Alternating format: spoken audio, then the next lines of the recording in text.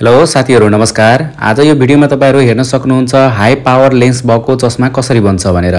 सबभन्दा पहिला यो लेन्स हो। यो लेन्समा चाहिँ हामी चाहिँ फ्रेमको डिपो निकालेर सुरुमा मार्किङ गरिसकेको छु। अनि मार्किङ अनुसार चाहिँ यो सीआर लेन्स कटरमा चाहिँ यो मार्किङ अनुसार चाहिँ हामी लेन्सलाई चाहिँ यसरी काट्नु पर्छ। अनि यसरी काट्दाखेरि चाहिँ एकदम मिलाएर काट्नु पर्छ। ठ्याक्कै साइज अनुसार चाहिँ साइज अनुसार कटिएन भने चाहिँ फ्रेममा चाहिँ फिट मजाले हुँदैन, राम्रो फिटिङ हुँदैन। त्यही भएर काट्दाखेरि एकदम मिलाएर ठ्याक्कै जति मार्किङ छ ठ्याक्कै मार्किङ बराबर चाहिँ काट्नु पर्छ। त्यही सीआर लेन्स कटरमा चाहिँ म मिलाएर चाहिँ काटिरहेको छु। अनि ध्यानमा राख्नुपर्ने कुरा के हो भन्दाखेरि यो लेन्स काट्ने बेलामा चाहिँ मार्किङ जति छ त्यही अनुसार मात्रै काट्नु होला। त्यति मात्रै काट्दाखेरि चाहिँ यदि घोटेर लगाउने बेलामा फ्रेममा राम्रोसँग फिट हुन्छ। अनि यसमा अझै थप कुरा के हो भन्दाखेरि चाहिँ यदि तपाईहरु हाई माइनस पावरको लेन्स चस्मा बनाउन गइराख्नु भएको छ भने चाहिँ फ्रेम चाहिँ सकभर ओभेल फ्रेम लिनु होला र फुल फ्रेम लिनु होला। प्लस चाहिँ अर्को मेन पोइन्ट के हो भन्दाखेरि फाइबर फ्रेम लिएर चाहिँ बनाउनुहुन्छ भने चाहिँ त्यसमा चाहिँ फिटिङ चाहिँ एकदम बेस्ट हुन्छ। किनभने माइनस पावर बिचमा पातलो साइडमा बाक्लो हुन्छ। यदि हाफ फ्रेम लिनुभयो भने चाहिँ साइडमा चाहिँ एकदम मोटो बाक्लो देखिन्छ, बाहिरबाट हेर्दाखेरि कस्मेटिक तरिकाले चाहिँ एकदम नराम्रो देखिन्छ कि। त्यही भएर गोलो फ्रेम र सानो फ्रेम लिएर चाहिँ हाई पावर लेन्सहरु बनाउनु होला। बनाउन यो घोटिरहेको छु। यो चाहिँ म चाहिँ अहिले चाहिँ म्यानुअल एजिङ मेसिनमा चाहिँ घोटिरहेको छु। घोट्दाखेरि चाहिँ फ्रेमलाई नाप्दै घोट्दै गर्नुहुन्छ भने चाहिँ फिटिङ चाहिँ अलिकति ग्याप स्याप निस्किँदैन, फिटिङ चाहिँ राम्रो हुन्छ। त्यही भएर तपाईहरु पनि घोटिराख्नुहुन्छ भने चाहिँ मजाले चाहिँ फ्रेम नाप्दै घोट्दै गर्नु होला। अनि ठ्याक्क राम्रोसँग फिटिङ हुन्छ। यदि तपाईहरु मेरो युट्युब च्यानलमा नयाँ हुनुहुन्छ भने चाहिँ मेरो युट्युब च्यानल सब्स्क्राइब गरिदिनु होला। अनि भिडियोहरु लाइक गरिदिनु होला। भिडियोलाई सुरुदेखि अन्तिमसम्म हेर्दिनु होला। म यो भिडियोमा चस्मा कसरी बनाउने कुरा चाहिँ पुरै भनेको छु हैन।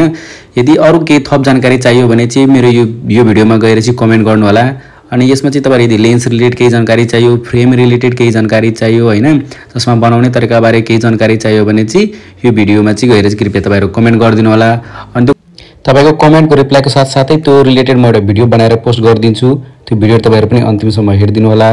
ल तपाईहरु कस्तो के समस्या छ, त्यो चस्मा रिलेटेड केही समस्या के कस्तो के जानकारी चाहियो भने चाहिँ तपाईहरु फटाफट मेरो यो भिडियोमा चाहिँ कमेन्ट गरिदिनु। धन्यवाद। ल अगाडि प्रोसेस म भन्दै गइरहेछु, तपाईहरु हेर्दै जानु हो।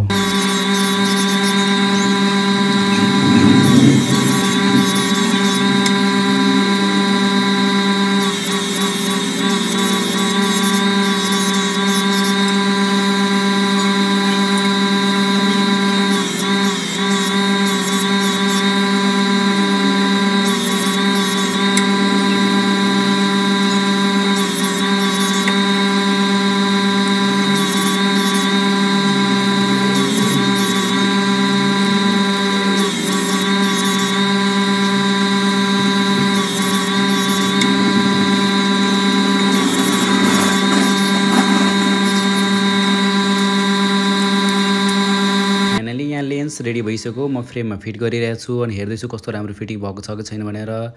अनि यहाँ म सफा गरिरहेको छु। सफा गर्दाखेरि म हेरेँ सबै राम्रो छ, कस्तो केही बिग्रेको छैन। अनि फ्रेमलाई पनि हेर्दैछु फ्रेम बाङ्गोटिङको छ कि छैन। फ्रेम चाहिँ एकदम बाङ्गोटिङको छैन, राम्रोसँग लेन्स फिटिङ भइसकेको छ।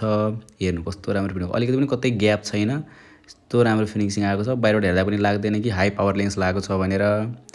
त्यही भएर तपाईहरु चाहिँ यस्तो तरिकाले चाहिँ बनाउनुहुन्छ भने फिटिङ राम्रो हुन्छ। अनि म यहाँ पावर चेक गरिरहेको छु। मैले बनाएको पावर अनुसार त्यो ठ्याक्कै पावर अनुसार सेन्टरमा छ कि छैन। यो भिडियो तपाईहरुलाई कस्तो लाग्यो कृपया एउटा मिठो कमेन्ट छोडिदिनु होला। अनि मेरो यो भिडियोलाई लाइक पनि गरिदिनु होला। अनि थप चस्मा सम्बन्धित जानकारीको लागि चाहिँ मेरो युट्युब च्यानल सब्स्क्राइब गरिदिनु होला। धन्यवाद।